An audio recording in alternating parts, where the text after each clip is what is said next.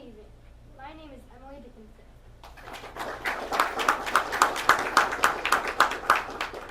I was born on December 10th, 1830 in Amherst, Massachusetts. I lived in a house called the Homestead. My parents were Edward and Emily Dickinson. My two siblings were Austin and Lavina. Austin being the eldest and Lavina the youngest, I was a middle child. As a child, I wished to be the best little girl. I respected my authoritative figures, but was not afraid to stand up for what I thought was right. My father wanted us to be raised properly, so things like novels weren't allowed, but were smuggled into the house. I showed great potential in writing and delighted my fellow classmates with rhyming words and poems. My family was well off and well educated. I went to Amherst College and South Hadley Female Seminary. Both my brother and father were college graduates. After my school years, I never moved from my family's home. I stayed to take care of my sister and parents. Though neither I nor my sister were ever married, my brother and his wife, Susan Huntington Gilbert, moved into the house next door called the Evergreens. It was relatively abnormal for a grown woman like me to stay home and keep house, but I had my reasons. I wrote a manuscript of nearly 1,800 poems and letters in and around 1858. I continued to write these long manuscripts, which were hand-bound and hand-produced. In the early 1860s, I produced hundreds of poems a year. My production of poems was slowed in 1864 and 65 when I had eyesight troubles and had to leave the homestead for medical help in Cambridge. Production of these poems was also slowed in my last illness of 1885 and 86. One of the many fascinations of my life is that I was never in fact published. The reasons, of course, is unknown to others, and I do intend to keep my secrets.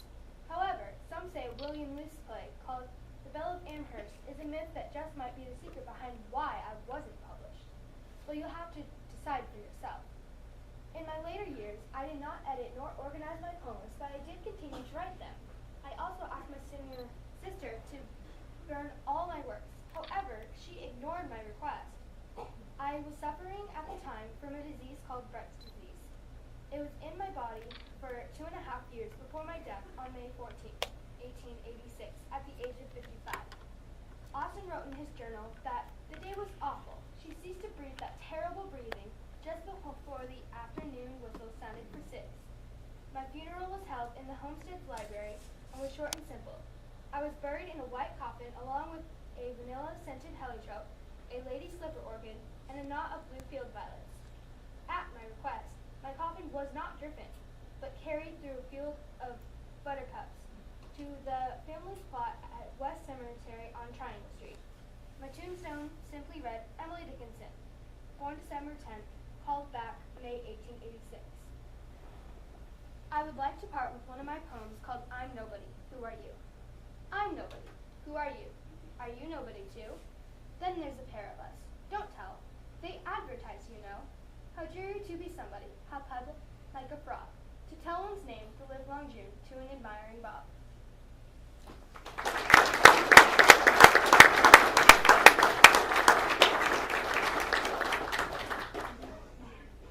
Questions?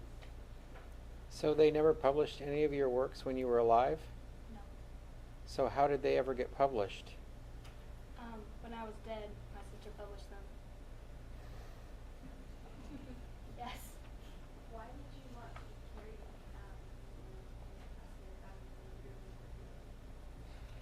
Because I don't like the way that the cars that you get driven in look.